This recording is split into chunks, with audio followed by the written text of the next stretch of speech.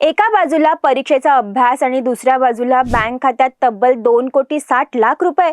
ऐकायला एखाद्या चित्रपटाच्या कथेसारखं वाटतंय ना, पण डोंबिवलीत राहणाऱ्या एका MSCच्या विद्यार्थिनीसाठी हेच तिचं सर्वात मोठं संकट ठरले। स्वतःच्याच खात्यात एवढे पैसे कुठून आले, मैत्रीवर केलेला विश्वास हा कसा नडला आणि कोट्यावधींचा हा सायबर घोटाळा समोर येऊनही पोलीस शांत का आहेत? आज आपण याच व्हिडिओमध्ये पाहणार आहोत डोंबिवलीतील निधी तिवारी या विद्यार्थिनीसोबत घडलेला हा बँक खातं घोटाळा। डोंबिवलीच्या गोग्रासवाडीत राहणारी निधी तिवारी कल्याणमध्ये MSCचं शिक्षण घेते। तिची चांदणी सिंह नावाची एक मैत्रीण RBL बँकेत कामाला होती। मला बँक खाते उघडण्याचं टार्गेट आहे, प्लीज मदत कर असं सांगून चांदणीने निधीचे कागदपत्र घेतले आणि तिची चक्क 3 वेगवेगळ्या बँकांमध्ये खाती उघडली। मैत्रीण आहे म्हणून निधीनेही फारसा विचार न करता तिला साथ दिली, पण काही दिवसातच निधीच्या पायाखालची जमीनच सरकली। तिला समजलं की तिच्या एका खात्यातून 2,60,00,000 रुपये आणि दुसऱ्या खात्यातून 10 लाख रुपयांचे मोठे व्यवहार झालेत। जेव्हा तिने चांदणीला जाब विचारला तेव्हा तिने टाळाटाळ सुरू केली। निधीने स्वतः चौकशी केली असता एक भयंकर सत्य समोर आलं।